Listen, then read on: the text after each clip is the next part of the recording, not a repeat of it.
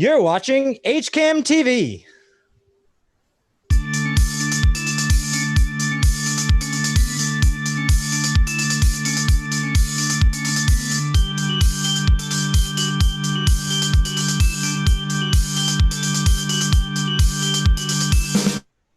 Good afternoon, everyone, and welcome to the Monday, June 29th edition of the Hopkinton Hangout Hour. I'm your host, Mike DeRosian. Joining me today is my co-host, Tom Nappy. And also June 29th, it is Election Day. So if you haven't gone to vote at the end of the show, head over to the middle school, over to the Brown Gym, go to the back door. All your votes count. We know that. So join us today. We're going to talk a little physical fitness because we've been sitting in our house for 3 months, and now the gyms are going to start open again. And so we went right down the street there to Resilience Fitness, and we got Brooks Farrar joining us. Brooks, how we doing? Doing fantastic. Thanks for having me. Yeah, thanks for coming on. So first off, we always want to introduce you like nobody in Hopkinton knows you, So we want to go ahead. Tell us who you are, where you're from, and what brought you here. Yeah. Oh, I think you just froze.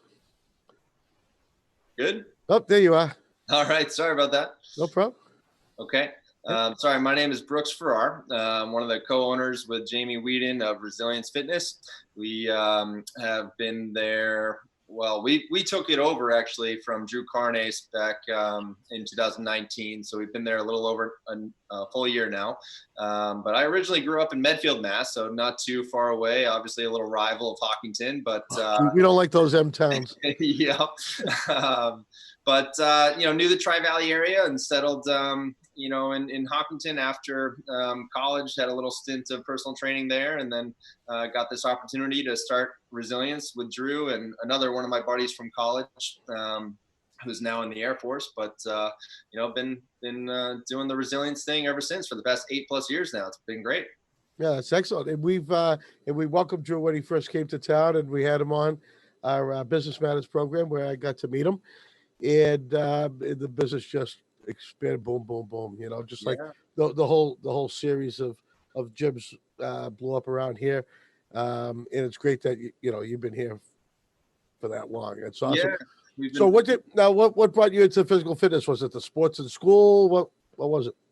Yeah, for me personally, I was always, an athlete growing up, a good high school athlete, and took some into college as well. And in college, I was kind of studying to do economics and stuff, and, bigger in business world.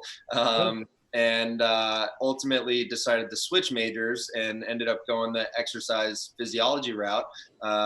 Because I actually ended up taking a year off after just 2 years of college to try to figure out exactly what I wanted to do. I felt a little lost. And so during that year, I had a personal trainer, just staying in shape for my sports and athletics at the time. And he said, you know what, hey, you're pretty good at this. You want to go get a basic certification and come train for me the rest of the year off that you're taking. And then ultimately he said, if you're really serious about it, you should go get your exercise science degree. And so that's kind of what I did.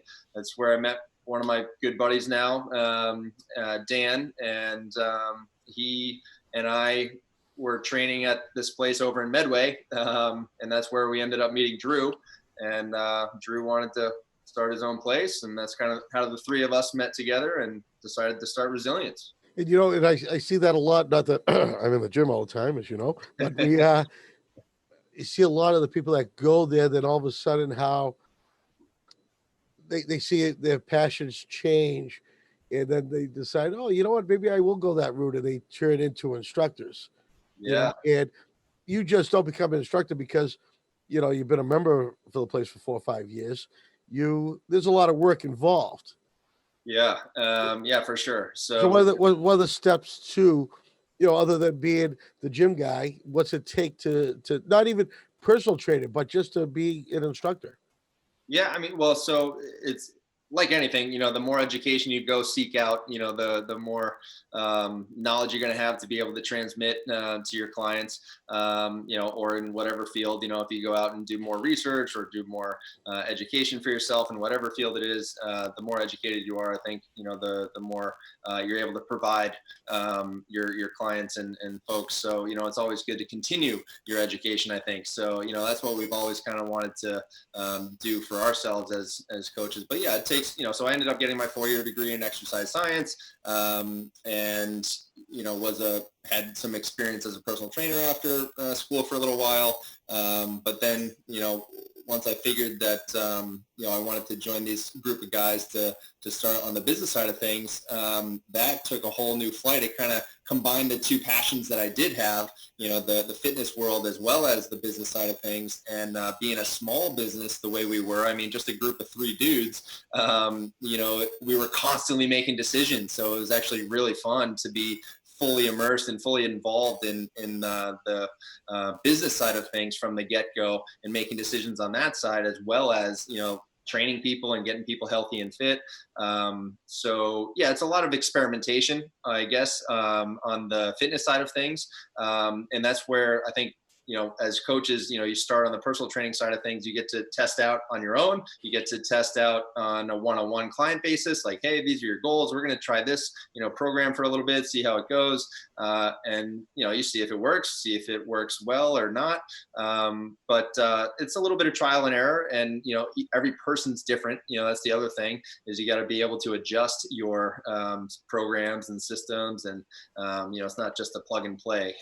So, that's where, I don't know. So one of the big things that I've learned and loved about, the CrossFit world, but the functional fitness world that we're in a little bit right now is, think of a pyramid of a theoretical hierarchy of how to build an athlete.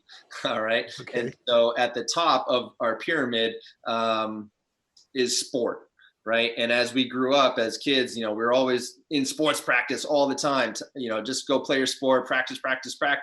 And we skipped so many steps that were on the base of that pyramid. So if you were lucky, you had a good coach or a good, parent, father figure or mother, who taught you to go focus on nutrition or build your cardio a little bit first. Those are the foundations of fitness, is nutrition and your base cardio.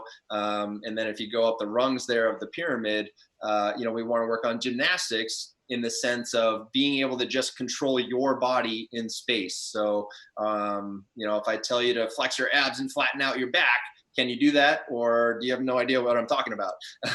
So can you do a simple push-up, right? And push-ups are hard for a lot of people, right? That's a hard movement to do it right. So gymnastics is the next foundation. Then we can work on controlling external loads, things like, picking up a kettlebell, or at home picking up a laundry basket, right? And, are you doing that correctly, mechanically sound, so that you're not hurting yourself? So that's the foundation. And then we can start focusing on the sport and the sport specific training, or as I describe it to our members, sport is whatever your goals are in life, right? So if you want to go hike a mountain, if you want to just be able to play with your grandkids, if you want to, whatever your sport is, that's what we want to be able to give you the foundation to go be able to do. See, that's what made me a great soccer coach when I was doing the kids, because I always focused on the cardio. I always focused on the nutrition, because I always made the kids run laps, and then I brought oranges at halftime. So there you go. That's great. I think Tom had a question for you. Yeah. For those that don't know, could you explain what CrossFit means, what CrossFit fitness is? Yeah. So the simple definition is constantly varied functional movements performed at relative high intensity. So that's kind of the basic, format of it. And kind of what I just described, it's building the foundation so that you're a well-rounded athlete in as many areas of fitness as possible. They're not trying to specialize in any one thing. And so that's how we, like to develop our athletes, whether you're, 8 years old or whether you're 80 years old. We want to make sure that, we build the foundations first, so that we can then build on them. So really it's a mix of various workouts to hit all those muscle groups. Yeah, exactly. So that's the constantly varied part for sure. So it's a variety of not only movements, in which, things you're using to do your fitness, but also the time domains. So can you do a 30-second sprint on a bike, or can you go, for a 5K jog? Right. So that's the simple terms of, varying your durations of workouts as well. So we go short, medium, long in our workouts, as well as focusing on skill development. We want to spend time. I think that's one of the biggest separators of what we do is that you're constantly under a coach's eye all the time. So, we're coming around and helping you guys learn the movements properly so that you can do them under, control. We always say mechanics, consistency, then and only then intensity, right? So, you got to learn them first. Can you do it repeatedly well? And then we can add intensity, whether it's trying to go faster, whether it's increasing load to try to work harder. But that's kind of the formula. And when you, oh, good. So I was just curious. When you're working with a student athlete, for example, a high school athlete or a college athlete, do you guys coordinate with the coaches at all as far as the workout program that's expected of them? Yeah, we certainly can. So for athletes that bring home, usually if they have a strength and conditioning coach that gives them like a summer workout packet, we can either go off of that template and see what their coach is trying to have them do. But again, that's just a packet of exercises that they want you to do. The benefit again of coming and seeing a coach is that we get to truly see, are you doing it right or not. So we can develop the individual movements that their coach is working with, and then the benefit of working with a coach also in that relationship is I could reach out to that coach and say, hey, this guy's progressing well past what you're writing already, can we give him something else? For sure, or her, whoever it is. So yeah, we can definitely coordinate with other coaches, especially, high school and college athletes. And I just had one more question, Mike. I know some gyms are doing those outside workout groups and stuff like that, since they're not able to have any customers on the inside of the facility, at least right now. Are you guys doing anything like that? Yeah, so right now, to give a little timestamp like you did in the beginning, June 29th here, 2020, it's Massachusetts, and we're allowed to just be running outdoor, physical fitness classes. And as long as you're social distancing, keeping people distant enough, you can have groups up to 9, but you can have multiple groups as long as you have additional space. So we've been fortunate. We were originally at 25 South Street in Hopkinton there, and we were there for 5 years before moving to our current location at 45 R South Street, where we were working with the landlord to clear land and develop our own building so that we don't have to bother tenants next door. We've been able to run around the building on our own and not bother people and utilize the outdoor space that we have, to ourselves basically, which has been phenomenal. So, we have something close to like 150 parking spaces that we clearly don't use all of. So we are working out in the parking lot on the side. We're working out in the back side of the gym. We've got a lot of good space. So we're taking advantage. So you're saying you guys are pretty loud? Well, hey, we not just the music. Yeah, right. Not just the music. We like to run around and hammer it out. Yeah, I tell you, I had fun when I met you and was having that library fundraiser that we, the challenge there, the CrossFit challenge that we did. Yeah. What was that? A couple of years ago, 3 years ago? For sure. And that was a lot of fun. And I could see one of the things that I enjoyed in how I see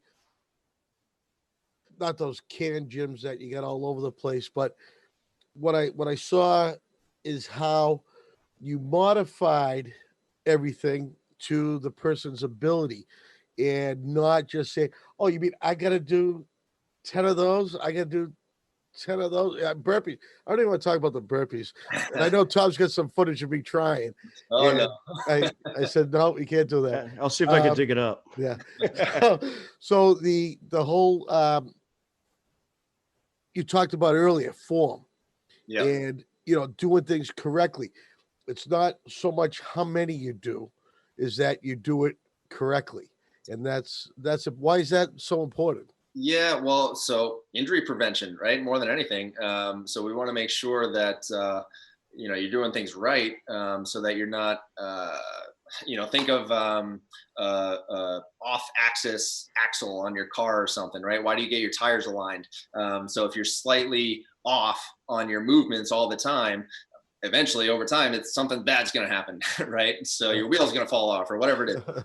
So hopefully the coach is able to keep you in line on your movement structure there. So that's the first part, is the mechanics side of it, what you were getting at, and then the consistency side of things. So can I perform this movement now over and over, hopefully without my coach's eye on me, and still be able to do it right?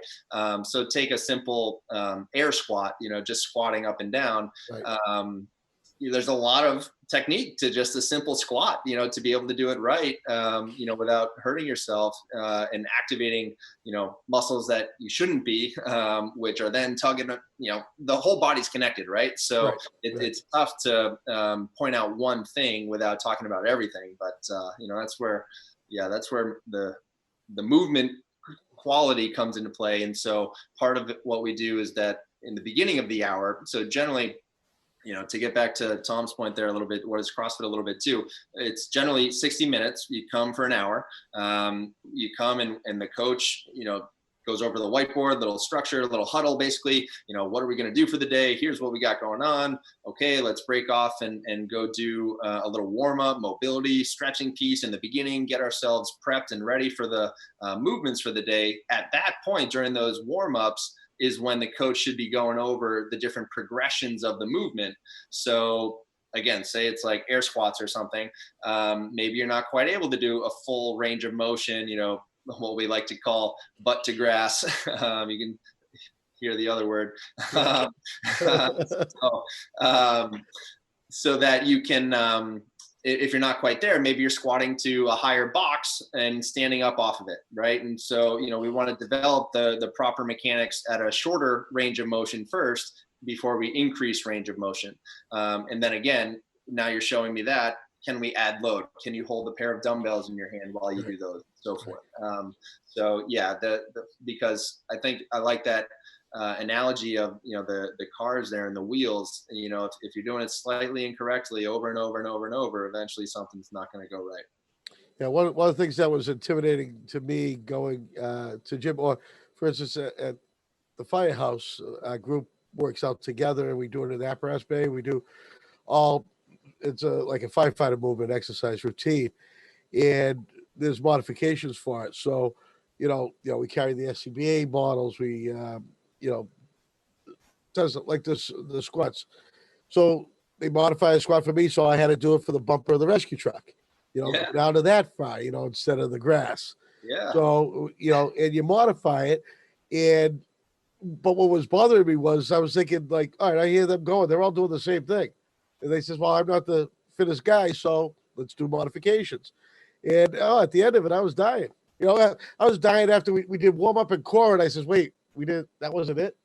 Yeah. But like I said, finding yourself, because when we did our first reps, go back the second time, I wasn't doing something like this. No, get your back up, get your. So Yeah. I could see it. I thought I was ready because they showed me the first time and I did it right. Second time, though, that's the consistency. Yeah. And that is so hard. I mean, what else helps you focus on that? Is it just think about it? I mean, think about before you go there and then do it. Do mirrors help? I mean, what helps you get that consistency down? Yeah, I think, well, so consistency in attendance, so that you're showing up, every day or every other day, whatever your schedule allows, so that you can come under the coach's eye. So consistency, not only in, the movement quality, but also, getting under our eyes, so that you're just falling into the groove, and it eventually becomes second nature. The muscle memory, gets there. So it's that side of it, I think, that people, eventually, like I always say in the very beginning, it's going to be tough no matter what you're doing. If it's something new, it's going to take a little while for you to get the handle of it, right? So you want to, I always tell people, give it a consistent effort for a month, no matter what it is. So say it's any, I'm not going to name other things, but whatever it is, that's the, give it a month. If it's for you, great. If it's not, don't worry. We tried, but give it a consistent effort, not only attendance wise, but also, movement wise. Well, now I get all that. The big question I got for you is stay consistent. How do you now, and I'm sure it's different, and I'd like to know how different it is, but how do you now focus on your clients remotely and virtually? Yeah. How's that changed for you? Well, we were kind of fortunate that I knew what Zoom was ahead of this. So we were able to, overnight, we had decided to, close the gym down even before Governor Baker announced that we had to. So we had made that decision ahead of time. We had, talked with some of our members and gotten the feel of the vibe of the membership and stuff a little bit, and decided that it was time to close down. At that point, literally like the next day, we were able to offer online classes, and the consistency side of it, I guess, we kept our classes live. We did record and provide people the recording link to the classes if they really couldn't make one of our times, but we provided 4 or 5 times per day that people could still tune into live, so that we could still coach them live. So if they're sharing their screen and doing their workout at home, we could still kind of shout them out and be like, hey, so-and-so, like you said, keep that chest up on that squat or something. So that's the benefit, I think, that we're still trying to hold the value, and we ahead of time told people this is what we were going to do. And people, the community is just amazing. They've stayed with us throughout this whole thing, and can't say enough about that. I mean, we're so fortunate to be in such a great spot that our people care about us, our people care about each other. I told you our values there are family, fitness, fun, and the family side of it is certainly huge. I mean, you can't really describe the community aspect of what we do, but that's what we're all about. Is we're just a group of like-minded, fitness-focused people, that want to stay healthy, and that we just help each other out. And I don't know, just having a group of people that all have the same focus is amazing. Now, did you also, when you were doing it virtually, I'm sure not everybody had kettlebells at home and stuff. Did you like bring in stuff, say, hey, you should have this in your house, try this? So we what are some of the fun things you had to use? Well, so the next decision, so after we decided to go at home, we made it about 3 days before we all, as coaches, said there's no way we can keep coming up with body weight only movements and exercise and workouts for people. We're going to have to try to include some external objects so that people can have variety in their workouts and still have fun with it. So we actually ended up emptying our entire gym. We gave out all of our equipment to our members. Wow. So that was part of something that's pretty cool, I think. It's pretty fun. It wasn't an original idea. We had seen another gym do that same thing, but what an awesome way to say thank you to our members, to give them back something for their membership dues that they're continuing to pay us. So we hopefully enhanced their at-home experience by giving them some workout equipment at home. So now we're in phase 2, and phase 2 allows the outdoor. Is it phase 4 for the indoor, or is it phase 3? We truly don't know. What we were told in the beginning was phase 3. I think they're still waiting to collect data after this 2B period where they let indoor dining restaurants back in.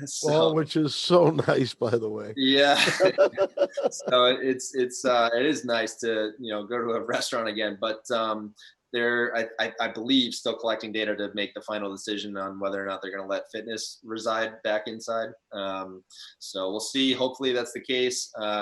Again, with the space that we have, we're just so fortunate to be able to have 3 bay doors, 2 Right. side doors, circulation fans, external vent fans. I mean, we've got a lot of good quality circulation and a high, 20-foot ceiling. It's not like we're in a condensed inside space that we would be having people train at. And I think that's ultimately up to the business owners to see if they're truly able to keep people distant and safe. And I believe we're set up to do that. So. Exactly. Well, first off, you keep a clean place, just from my short time there, I know. However, you're going to have to obviously do more, because I see what they made the restaurants do with signage, hand sanitizer. You're probably going to have hand sanitizer stands in the middle. They'll be exercising around. I'm sure there's going to be so many. But the cleaning process and so forth, 2 things. One, how is a gym going to, meet those standards successfully, spreading out exercise times and whatever.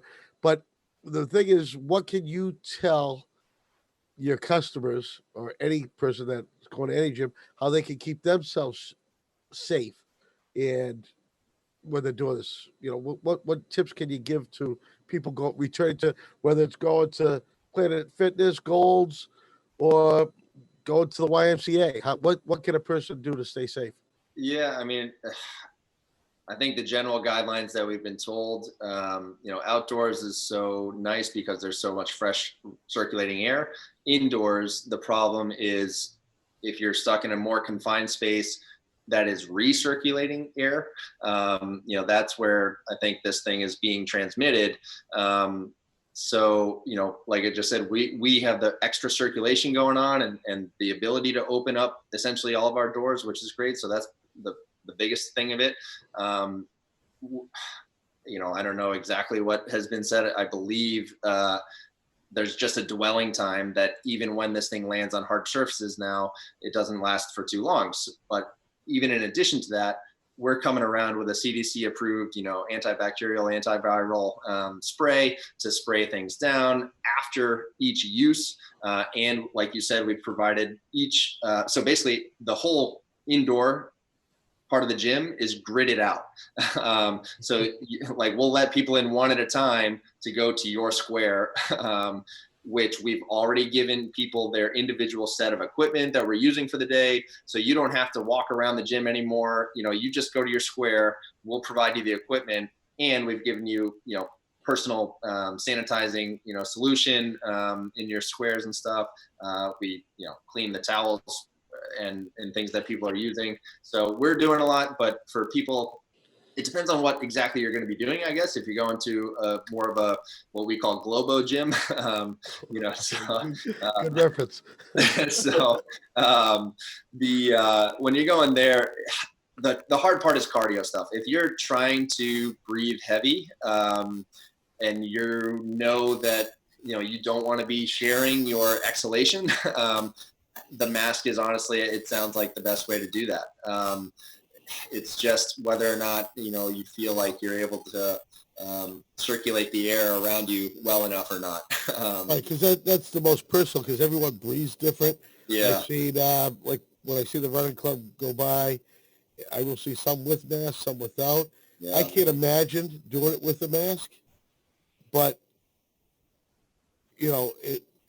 when you're indoors, I'm sure, they either spreading the machines around, like you said, the global gyms, spreading the machines around or putting plexiglass between them or something like that. I don't know. Yeah, I mean, obviously constant, wiping down, there's that, but I believe it's more of, covering your mouth.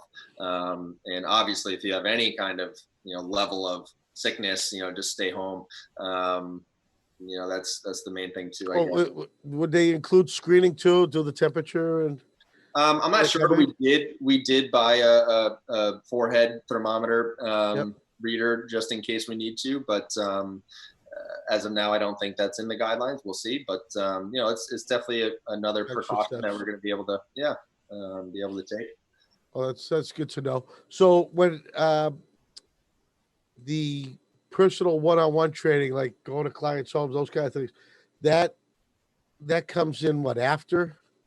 So that we're already allowed to do in phase 2. You can't do phase 2 personal. Okay. Yeah. So actually they allowed kids to be inside already in phase 2 for fitness classes, and we can now do one-on-one adult personal training.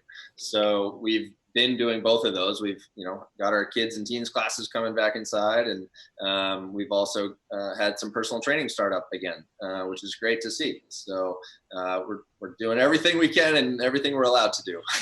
Well, Brooks, I'm glad, number one, great to see you again. And number two, I'm glad that, well, like you said, what Hopkins is all about, how they like to help everybody and everyone takes care of each other and through no matter what crisis, whether, you got a broken arm and you can't go to work for 2 weeks to major pandemics. Yeah. Hopkins always stands by and helps out their neighbors. And it's good to see that the businesses are still striving, I haven't heard of any that aren't going to open their doors again.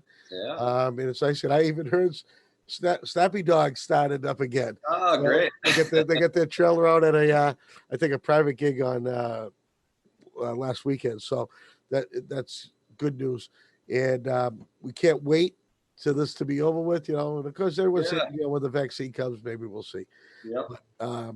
Thanks again for all these tips, and maybe we'll have you on when you open up again and to give the people a little demonstration of what it looks like. Absolutely. Would love to. That's awesome. All right, Brooks, thanks a bunch. All right. Thanks, Mike. See you soon. See you later. Yep. All right, folks, and coming up next, the next half hour is going to be a little repeat. I sat down with Bob Hamilton. We spoke to Sabine St. Pierre, talking about how we could stretch our dollar through the COVID mess that we're in, try to save money and try to get the lower cell phone bills, lower insurance, because nobody's using their cars or anything. So we're going to catch up with them right up next. So joining me for this half hour is my co-host.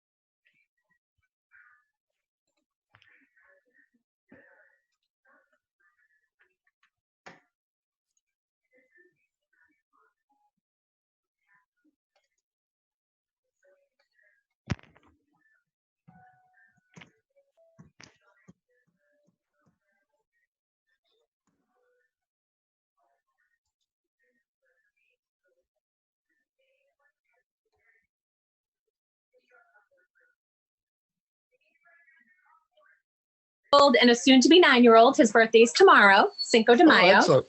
So keeping busy homeschooling them. Oh yeah.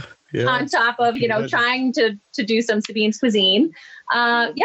So been here a long time. My dad, I think some people that may have known my dad, he owned Pizza Villa. Good old Pizza Villa. Yeah, that's how we met many years ago when you were just a teenager in school. Exactly. When I was flipping the pies for your dad. Yeah. Yeah, exactly. That was awesome. So we've been in town a long time. Yeah, you've been in town a long time. You grew up just nearby in Grafton. Yeah. And then came here. You went off to college. You went to UConn, right? I did. Yeah, I went for education. Yep. So I taught for almost 10 years.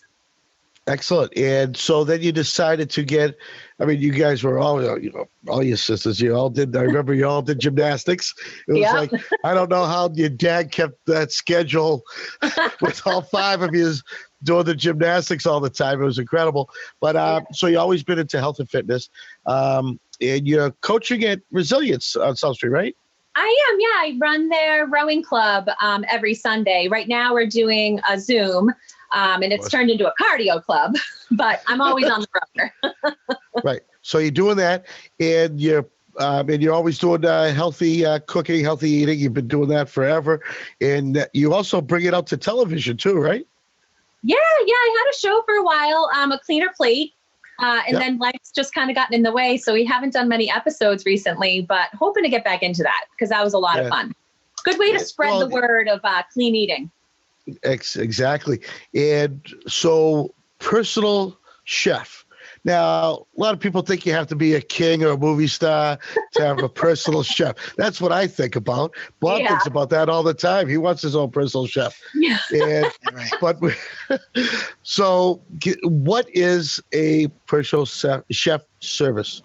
Sure. So most people are thinking like private chef, where I'm cooking for one family every night, serving them dinners. And that's not what personal chefing is these days. So Okay. basically, I have weekly clients that I go to, every Monday, every Tuesday. Obviously, things are different now, with what we're going on with the coronavirus. So it's more of a delivery service for the clients that need me. A lot of them have special dietary needs or allergies. So they have very specific diets. So each of my clients have different menus, and I tailor the menu to each of the families and their restrictions. And I usually go to their house or deliver food once a week based on, it's usually 3 meals, 3 entrees, 3 sides. And I drop it off ready for them to heat and eat. So that's primarily what I do. So I'm doing their grocery shopping and prepping all the food and cooking it and dropping it off at this point. Right. And I'm assuming there's some education that goes with us. Yes. As far as what I went through for education. Yeah. As far as you educating your clients, why you are choosing these menus. Yeah, exactly. I mean, I've been doing this a long time. So I've learned a lot over the years about all the allergies and the special diets. And, for the clients that I'm cooking for weekly, definitely trying to educate them on a lot of the healthy swaps that I'm putting in for them. But through my workshops, my meal prep workshops that I used to do, and the children birthday parties I used to do, and hopefully we'll do again someday, it's a lot of education. I mean, I went to college to be a teacher. So that piece of me is still really, really there. We actually just did for Resilience CrossFit a dinner under the Zoom light. So we tried our first dinner through a Zoom with a lot of the members, and it was a huge success and just a great opportunity for people to come out and chat, just to see each other on the screen over food, because food is social. Right. This is hard. This is real hard. You don't have to tell me. Really We'll hard. talk about that too. But Bob has a question first. Sure. Yeah, I don't want to distract, but you brought up a point earlier about you go to people's homes and some people have dietary concerns about allergies. And I happen to have in my family several people that are strictly gluten-free and also lactose intolerance. So how hard is it to come up with gluten-free menus for a lot of your clients? So that's actually, since it's my specialty, it's primarily, if you go on my website and look at my sample menu, most things on that menu are gluten-free, dairy-free, soy-free, nut-free, free of everything but flavor. They're full of flavor. And, people have the option, certainly if they don't have these allergies, I can add that stuff in. But primarily my cooking is gluten-free and dairy-free, and for the most part, soy-free. Do you find that it's more difficult to cook for adults gluten-free or children gluten-free? Probably children, because children tend to be pickier. I certainly have some picky adult eaters too, but they kind of understand that they need to nourish themselves and they need to eat. But that's part of where I come in, is helping people configure menus that will satisfy the picky eaters as well as accommodate all those allergies. And that's part of the challenge that I love. It makes it fun. Yeah, that's good, because I, in my own case, my wife and my granddaughters eat gluten-free, but I don't eat gluten-free unless I have to, which I do often. And I find many things that I was used to eating my whole life now converted to gluten-free menus. Sometimes it works and sometimes it doesn't. Yep. And a lot of times I'm trying to deal with mostly, fresh produce and, if you stick to that perimeter of the supermarket. So it's not a lot of canned products. So a lot of things are just vegetables, and proteins are naturally gluten-free. So, certainly there's places for rice, noodles, and, different kinds of things that they've now made gluten-free. But I try to stick with things that are just kind of naturally gluten-free and dairy-free, so people don't feel like they're missing something. Do you find you need to find alternative spices as well? Stay away from salt, say, for example?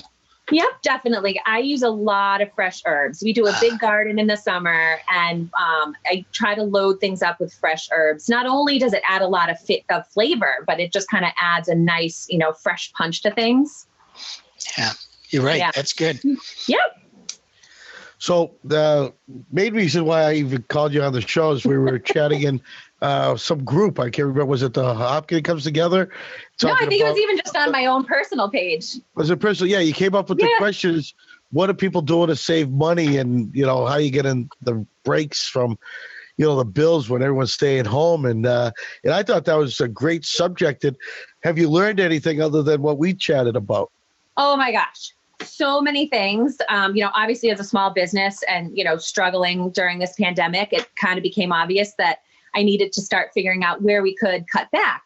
And I thought of a couple of the obvious ones like cable, wireless, that kind of stuff, and had made a few calls. But then I was talking to someone else that mentioned Sirius radio. And I was like, oh, I hadn't thought about that. And then I started kicking myself because I'm like, why didn't I think of this 2 months ago? I could have saved 2 months already.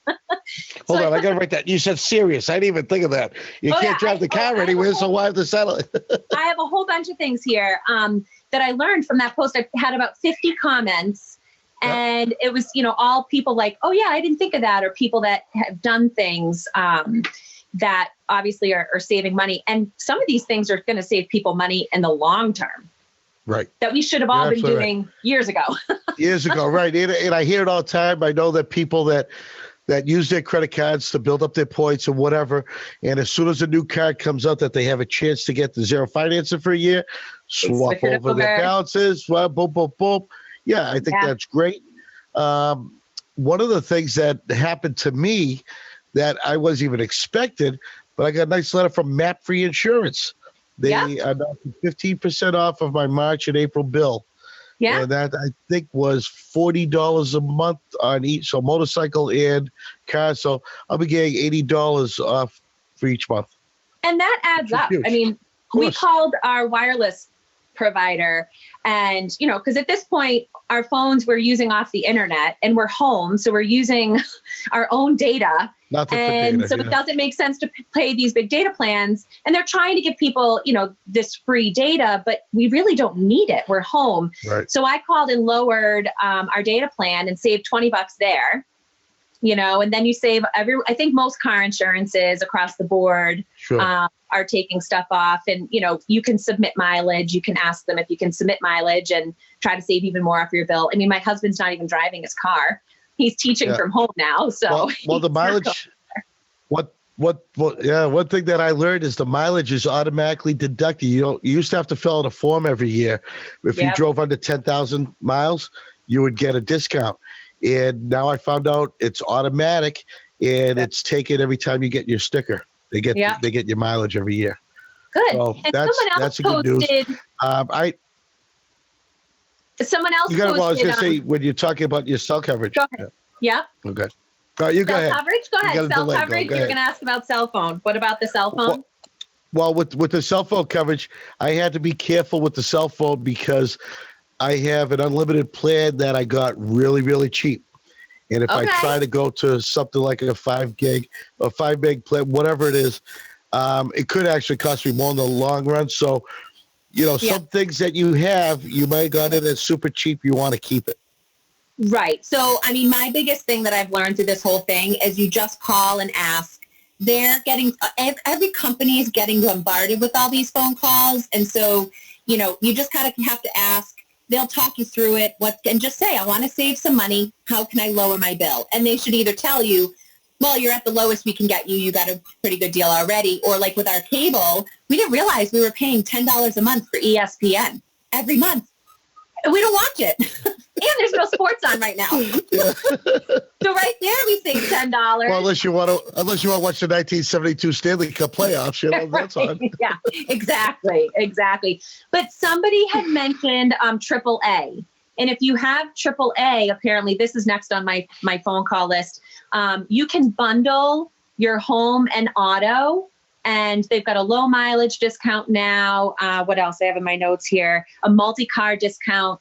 And this person that was telling me this, they saved 5% on all of their policies, and they refinanced their house at a new, like a 2.62 rate for 15 years, and are saving $30K over the life of their mortgage. So it's worth Right. calling Right. if you either want to try to do bundles or call each company individually and just try to see if you can refinance even your car loan just for lower rates at this point. Yeah, and I think that it used to be, well, not used to be, in the old days, a month ago, nobody really had the time to do that. But now when you're at home and can't go anywhere, it's okay to get on the phone and spend 20 minutes on hold waiting for an answer. It might save you $25. Exactly. And like, the ones we've talked about so far are really those kind of long-term things that are going to save you. And it's so true. Like I've never had the time to sit down and make these calls. I've always wanted to be frugal. Now I can be, or I can try anyway. How you saving at the grocery store? I mean, do you seem like, what's your grocery bill been like being home? So I do. I mean, I have a card to Restaurant Depot, which I think now they've actually opened it up to the public. They did let the public in. I have a card too. Yeah. So buying in bulk is definitely huge. A lot of people are talking about shopping at places like Aldi, some of the off the path markets. There's a bread outlet in Milford. Some of these places where, things are just much cheaper and maybe not as crowded. I think a lot of times people are stuck to kind of going to where they're used to and not realizing that they're actually paying so much. Buying generic things, not, certain things don't need to be name brand except for the mac and cheese. You can't not have Annie's mac and cheese, but you can't find that now. So I know, I can't find it. Yeah, no, it's definitely hard, and it's a little nerve wracking to watch the news about, what's going to happen with proteins. And then people panic and they go out and buy tons and tons of packages, but just make sure you have places to store it and that you're actually going to use it. Because the worst thing is to buy all this stuff and then not use it and have it go to waste. You're right. And one thing that I did notice too, how nice everyone's been, you're saving money here and there, but they're also donating. There are people that are donating their time, they're donating their money, they're going out, supporting our food pantries, supporting our first responders, buying them meals and so forth. I see that, I'm on Facebook a lot, as you know, and we has seen how our news feeds have changed to see it being a lot more positive out there and people trying to help one another. Yeah. I mean, as much as like there's negatives to this pandemic, obviously, one thing I've said from the beginning is when my kids look back on this in 20, 30, 40 years, I want them to remember the positive things. Right. And it's really given everyone the opportunity to kind of take a breath, step back a little bit, kind of reassess and appreciate the finer things in life, like being able to go outside. And, someday when we get to see and hug people again, it'll be amazing.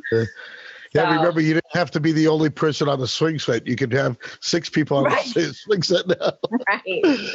But I'm also afraid that the people that the only thing they're going to remember is Carroll Baskins killing her husband. I don't know. I know.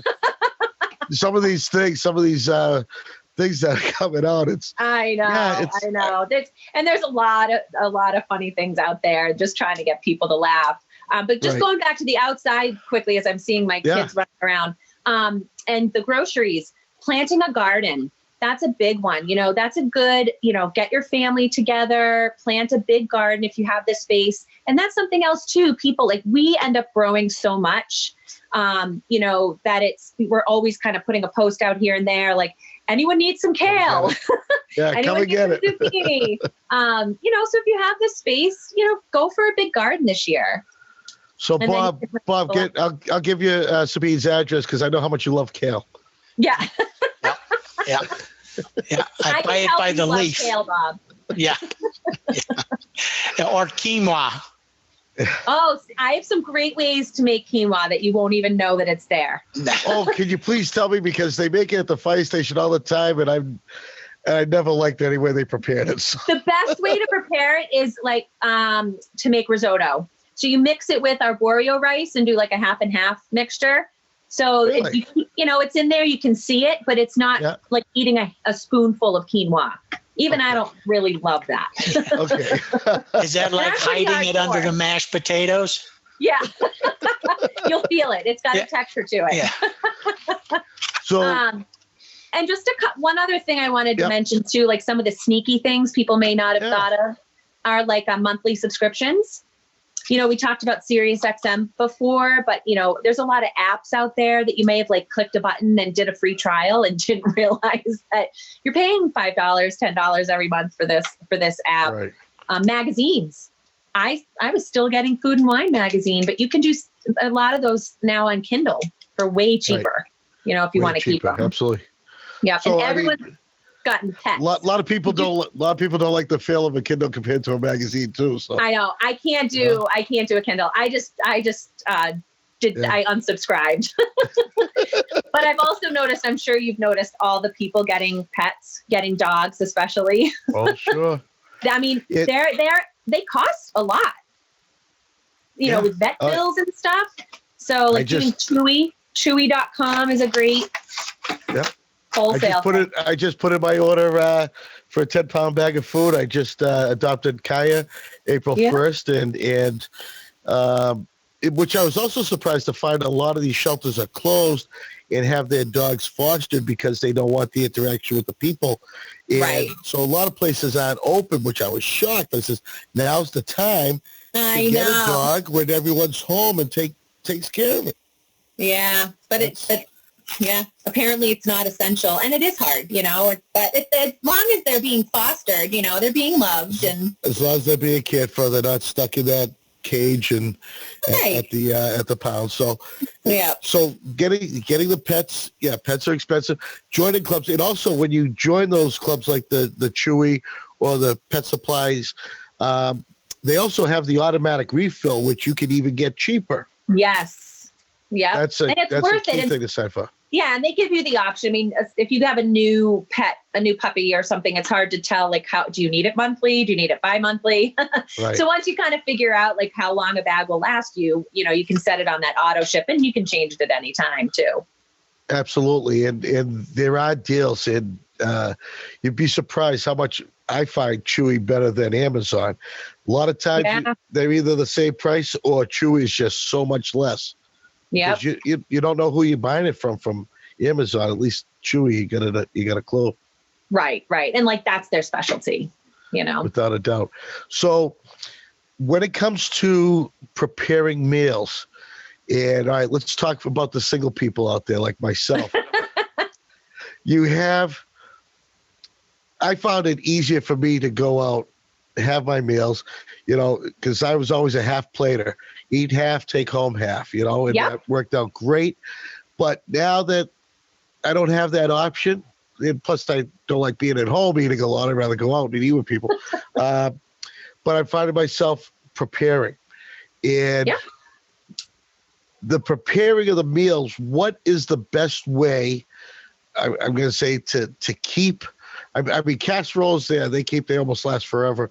But when keeping your vegetables fresh, for someone like me, one person, and you just can't always get that one tomato, you have to buy the vine of 4 or the lettuce. You know, how do you keep that stuff really, really fresh and useful? If you buy some of those bag lettuces or the boxes of lettuce, usually what I'll do is once I open it up, I'll stick some paper towels deep down in it. It's the moisture in the bags that make them wilt and go bad. So if you can get rid of that moisture, that's key for those. And, you know, a lot of people are trying to go to the supermarket once a week or sometimes once every 2 weeks. So it's really hard at that point to get fresh produce that's going to last that long. Which is why you can't find a lot of frozen vegetables. Yeah, I noticed it empty over there. Yeah. But I mean, if you go to Restaurant Depot or, you know, some of those wholesale family style packages of green beans, you know, you could certainly use the green beans that you want for a meal or two that week and then blanch the rest of them and freeze them yourself. And then you've got... But they have to be blanched first. Yes. So you just boil them quickly for about 30 seconds or so, and then you're supposed to throw them in an ice bath, but that can sort of be a pain. So I usually just put them in a colander and wash them under cold water. You just want to stop the cooking. That's how I do it. Yeah. Yeah, exactly. that's how I do it too. Cold water. I don't have time for ice baths. Maybe when I get my big ice machine, I'll do an ice bath. I need my ice for my margaritas at this point. Yes, absolutely. And we're going to be needing those real soon. So we have, so that's a great tip with the paper towel with the lettuce, because I got a head in there that I'm going to put away and I need to know. So paper towels. What else? What's a good way to keep your chicken without, and I'm also talking about getting so much that when you do freeze it, that you don't run into your freezer burn. What's the best way to package and store chicken? Do you cook it first? Do you what? How do you do it? Yeah, I mean, I tend to like to freeze stuff raw. I mean, you certainly could make pulled chicken and freeze it and have it ready to go. But I actually had just bought some chicken tenders, a 10-pound bag at Restaurant Depot. Yeah. So I just was portioning those out today. I have a vacuum sealer. You can use a vacuum sealer. I mean, that's a good investment at this point. And they're not that expensive. You could probably prime it in a couple of days through Amazon. And that's just a good way to really prevent that freezer burn, because it will really get all that air. It's air in between like a Ziploc bag and the protein that's going to create that freezer burn. So, I mean, if I do use Ziploc bags, I just make sure to press out as much air as I can. And I try to freeze things in thinner packages so it defrosts quicker rather than a big chunk. Right. Like steaks, if you don't have a vacuum sealer, you could individually wrap the steaks in saran wrap and then put them in a Ziploc bag. A lot of people are buying butcher paper, but again, I would seal them in saran wrap so there's very little air in between, and then put the butcher paper on it. Because I remember my mother with the aluminum foil throwing it in the freezer, and it's like, yeah. The tough part about aluminum foil, and that's why I don't like the butcher paper, is I can't see it. And even though I label it, you want to label it with the dates. Label dates, yes. Get your dates on there, people. It's an extra step.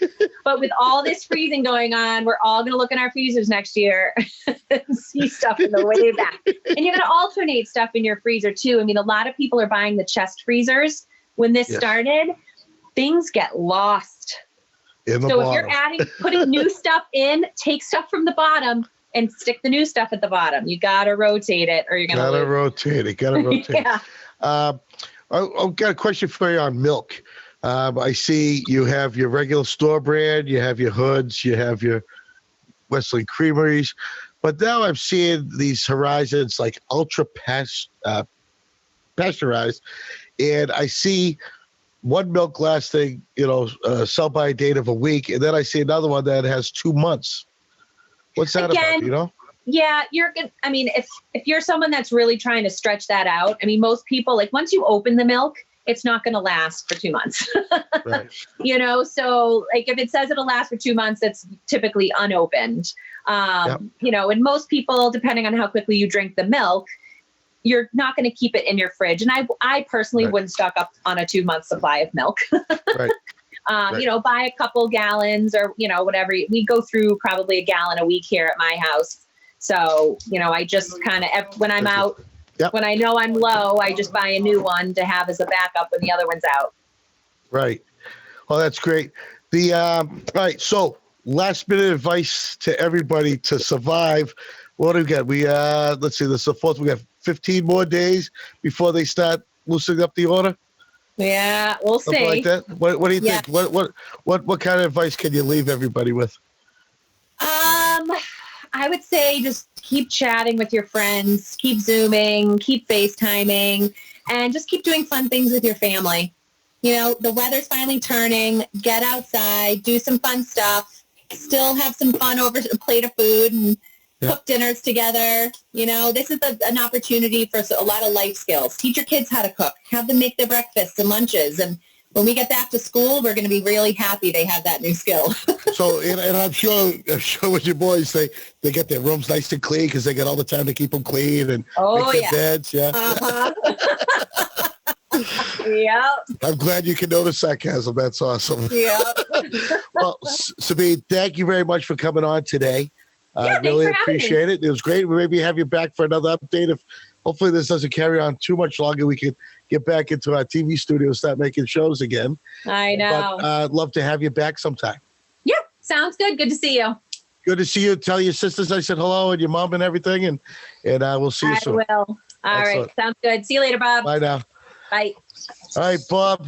So what's the first thing you got to do? Who's the first place you're going to call, Bob? Yeah, who's the first place I'm going to call? Is it Verizon? Is it going to be Comcast. Comcast? Yes. Good luck with that. Let me know. Yeah, how that one exactly. works. That's awesome. Well, Bob, that was a great show, and I want to thank you helping me with Sabine, and hopefully people get something out of it. So for Bob Hamilton, Tom Nappy, and the rest of the HCAM crew, Matt and Jim, we'll see you next time.